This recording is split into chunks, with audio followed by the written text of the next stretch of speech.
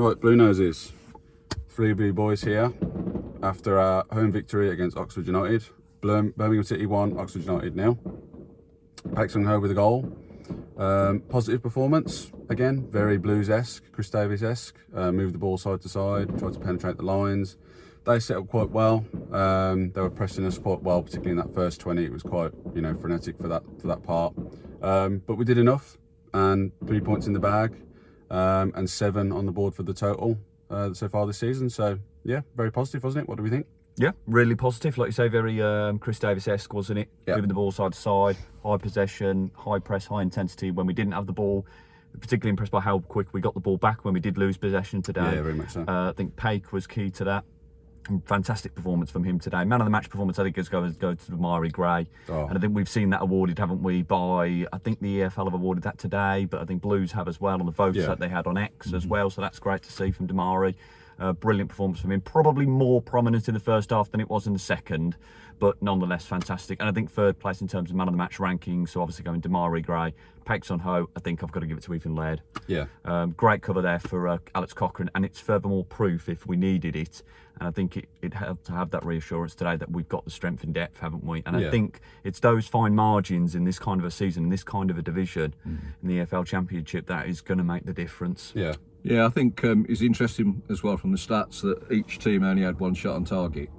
I don't know what theirs was. I think it might have been when Allsop made a save in the first half. From Flanagan, I think it was. Yeah. Good save as well. Yeah. And obviously part of the difference you've alluded to there in that kind of that moments thing, the differences in quality is that we executed our moment when we shot on target. Yeah, we did. Yeah, we did. I would say that we need to get better at kind of getting shots on target, and obviously we're not getting to scapegoating anybody here, but Kyogo has got to start converting more of those. The clean throw on goal one, I think the header from Damari's brilliant cross was asking quite a lot of him. What a ball from Villan, by the way, for Kyogo's chance. Agreed. He had a better game today. He did. I think, we were saying earlier on the car ride back that, we are comparing it to his recent-ish, performances, but he was better today. I think, it wasn't outstanding. It wasn't, in what we saw in the first half of last season, but I hope he gets back to it. But he did have a better game, didn't he? So yeah, it was a start, wasn't it? From where we thought he was in the second half of last season, that he dropped off with his standards.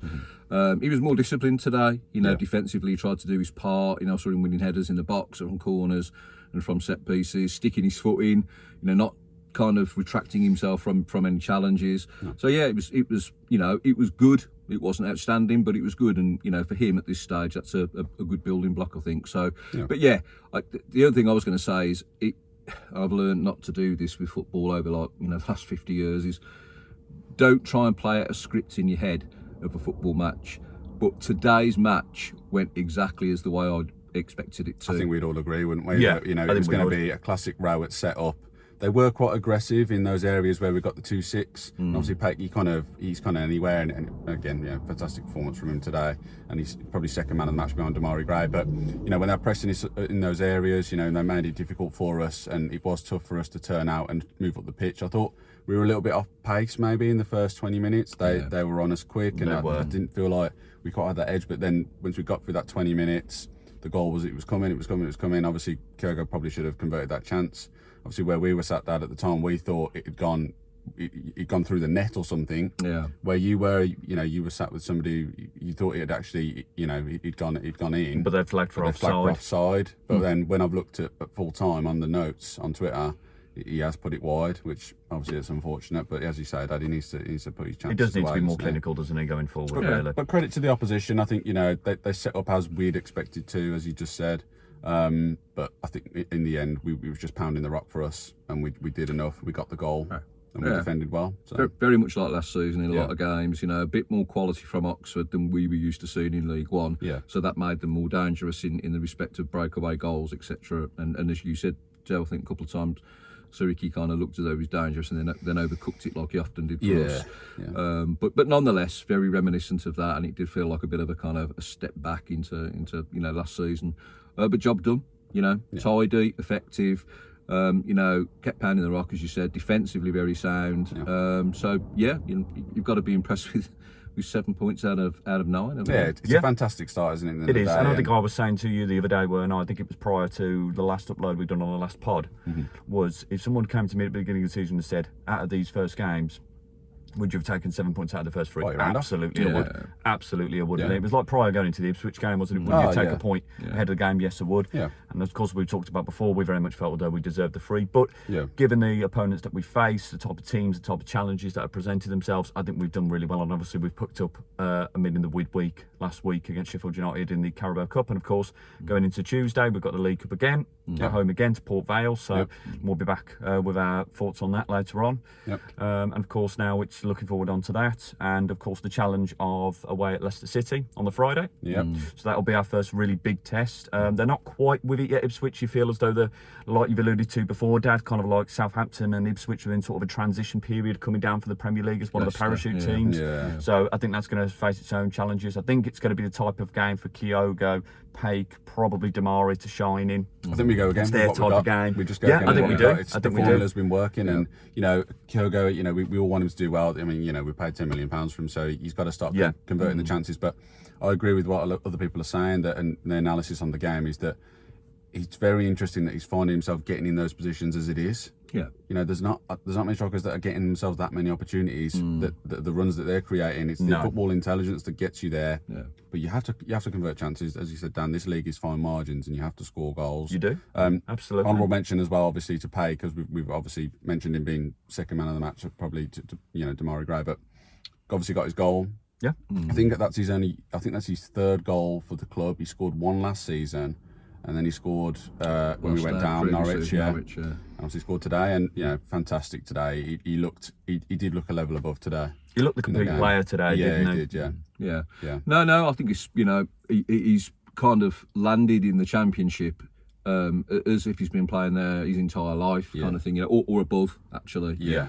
And that showed, and you need that kind of resilience and leadership performance, and those little nicks round the corner and kind of Very good at that. His awareness is fantastic. It is. It is incredible. Yeah, and that's the kind of thing that does make the difference on days like today. It looks like it was a very close game. It wasn't in terms of dominating the ball and kind of looking like the team that were going to find an opening. No. Even though again it was a bit ponderous at times, but that. To be honest, I kind of got used to it now. Yeah. That we kind of, we recycle. And all the time, you said this, Dan, after the game, they got tired. They did. They got tired. They did. And this is what we do, isn't it? We run teams fucking ragged. Yeah. And we end up kind of, just tiring them out. They just cannot mount any kind of response once we get a goal ahead. No, and I think we've seen it from opposition fans, haven't we, prior to the beginning of this season, and also throughout the course of the season. It's only been 3 league games, I know, but they've said, well, you can't keep that for the whole season. Well, we fucking can, because we did it last season, and we'll do it again this season. We're not doing this for 30 minutes. We're doing this for 70 It's only 80 natural minutes. that other teams aren't going to have an eye on what you're doing. And no, of course they're not. We've said this even at the back end of last season, and now this is a different Birmingham City side. Absolutely, this isn't the one that went down. We're a different identity now, and we've secured that with the way we play, and we're just more dangerous this time. And we, based on what we've seen so far, as you say, it's only been 3 games. I think we are going to be competitive in this league. Yes. How far that will go, I don't know. Remains to be seen, doesn't it? And I think, like we discussed prior to uploading our post-match reaction here today, we discussed it coming out of the game, didn't we? We're probably only really going to know where we are and where the rest of the division is about 10 to 15 games into the season. It's sort of like turning maybe into the new year. Yeah. That's when you know where your standings maybe are going to come. There'll be surprises in there. There absolutely will be. Yeah. But it will give us a better idea of where everybody's going to be and where we are going to be, more importantly, as well. Yeah. And I think probably worth mentioning today as well, or just performance-wise, I know we were a little concerned about Newman. As well, coming into the centre, it seemed to leave us exposed in certain areas as well, and made a counter a little bit more of an opportunity than probably it should have been for Oxford at times. Yeah, he kept heading across his line, as I've mentioned. He did, and I don't really understand why he's doing that. He needs to go back out rather than the cross. I mean, I'm sure it's probably something Chris Davis has discussed, and maybe it's something we don't know. Clearly, probably, and maybe in that case it is. As well, Clara, when he seems to get turned on side as well by Platt, he seems to struggle there. Yeah. Honourable mention today though, Boss. Consistent today. He was solid today. Solid today. Good distribution, strong. The one time that he kept, I actually missed it, didn't I? I could have looked down at my phone, didn't you? But you saw it. It's where he came back in off the advertisement hoardings and kept it in on the line, and Oxford didn't expect it to go out. That was. And he kept it in. So he's done really well there. So, but it's consistent, isn't it, from him? And that's what we like to see. Yeah, I mean, you know, that's our kind of initial reaction, isn't it, really, to all of this? And again, it, you know, it makes you feel confident and good, a bit like at Blackburn last week. Obviously, it was in extreme circumstances with our reaction then. Yeah. But I guess over the course of the next kind of 24 hours or so, or 48 hours before we actually kind of, you know, record the next podcast, more things will come to our mind. Yeah. So yeah, I guess we'll be dissecting it in greater detail when that's out on Tuesday. You reckon? Yep. So It'll be we'll up come back to you guys on the Tuesday. So yeah, if you are new around here, drop a like, subscribe to the Three Blue Boys podcast. More content coming your way soon. Let us know in your comments below your reactions to the game today. And it's keep right on from us. Keep right on, Roses. Keep right See you in on. a bit.